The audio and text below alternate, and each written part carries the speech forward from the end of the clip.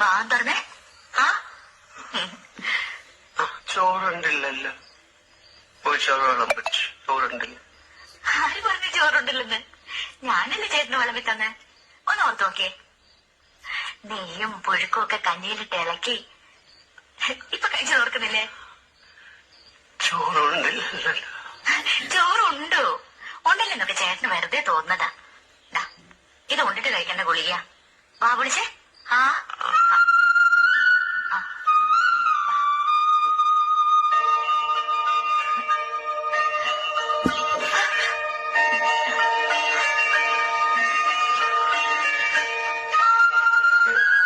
ഞാൻ പറഞ്ഞത്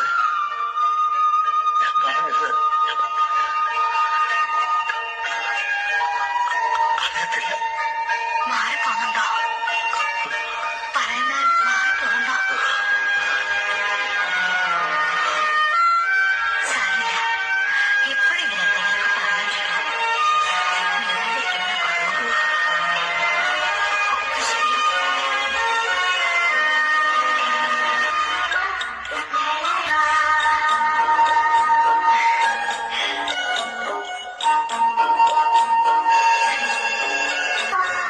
hello hello അമ്മയാമല്ലോ.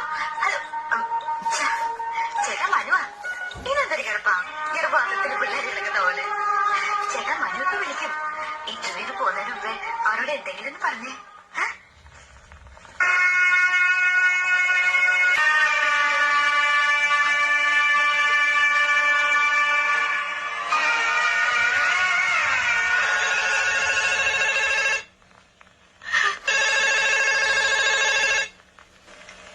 Hello hello അമ്മയല്ലേ?